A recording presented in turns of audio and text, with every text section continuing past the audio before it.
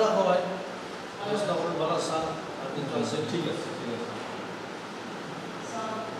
সড়কপথ রেলপথ উভয় দিকেই যখন বন্ধ রয়েছে, তো একটা আতঙ্ক তারা হচ্ছে সাধারণ নাগরিকদের, এবং বিভিন্ন মুদির দোকানে রেশনের দাম, বিভিন্ন গ্রোসারির দাম বাড়ছে।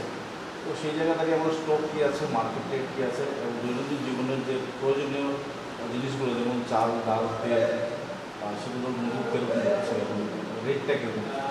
তো প্রথমে বলবো আর কি এই যে এখন যে একটা সিচুয়েশন, আতঙ্কিত হওয়ার মতো কিছুই নেই। আমাদের ভান্ডারে যথেষ্ট পরিমাণে খাদ্য সামগ্রী আছে, আতঙ্কিত হওয়ার খুব প্রয়োজনই হয় না।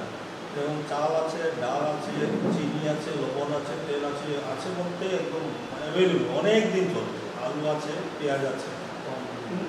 কোয়ান্টিটি যদি আপনাকে বলি, 1,51,947 প্যাকেট আছে চাল, 11,482 আছে মসুর ডাল প্যাকেট, মুগ ডাল আছে 1,159, এগুলো ইম্পর্টেন্ট যেগুলো বলছে আর কি। সুগার আছে 14,089 প্যাকেট, সল্ট আছে 25,525 প্যাকেট।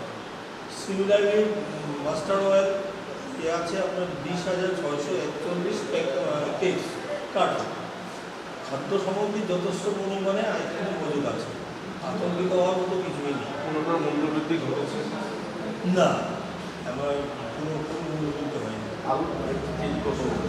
আলু আজকের দিনে ধরুন 32 থেকে 35 টাকা অবধি, মানে 32 থেকে 34 টাকা অবধি আলু হোলসেল প্রাইস আছে ভ্যারাইটির উপরে। এটা হচ্ছে ইউপি ভ্যারাইটি, আর ব্যাঙ্গল ভ্যারাইটি আছে 25 থেকে 26 টাকা।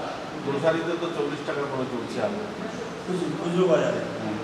খুচরো বাজারে হতে পারে যদি আমরা এখানে 35 টাকা 34 টাকা নেই, হয়তো ঠেলা ভাড়া লাগে, গাড়ি ভাড়া লাগে 40 টাকা, তবে তার বেশি নেওয়া উচিত না।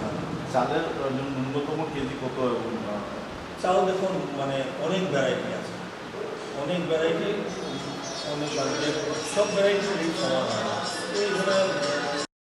এগুলো তো এমআরপি আছে, এমআরপির উপরে কেউ নিতে পারবে না। নর্মালি আমাদের যেগুলো ভালো কোয়ালিটির চাল, বিশেষ করে ধরো প্রিমিয়াম কোয়ালিটির চাউলগুলো গভর্নমেন্টে ম্যানুফ্যাকচারিং দিকে এগুলো এমআরপি আসে, এমআরপির উপরে হইতেই পারে। কোনো গ্রাহক যদি এমআরপির উপরে তারা বলবে প্রতিবাদ করতে, যে দোকানদার থেকে এমআরপির উপরে বেশি নিবে সেটা নিতে পারবে না। গ্রাহকরা আজকাল অনেক সতর্ক, আমরা থেকে অনেক গ্রাহকরা সতর্ক দিই। মানে বন্যার জন্য কোনো বিশেষ কিছু হয় না, আর এমআরপি থেকে নিচে প্রিমিয়াম রাইসগুলো এমআরপি থেকে নিচেই বিক্রি হয়, অনেক নিচে বিক্রি হচ্ছে। বন্যার জন্য কোনো প্রবলেম হয় না। আচ্ছা, আমরা একটা জিনিস দেখতে পেয়েছি যে আপনাদের কালীগঞ্জ, তারপর শক্তিপত্রী, তারপর এখানে ওয়াটার ওয়ার্কস, এখানে অসংখ্য দোকান জমে রয়েছে। এর পিছনে কারণ এবং আপনাদের ব্যবসায়ীদের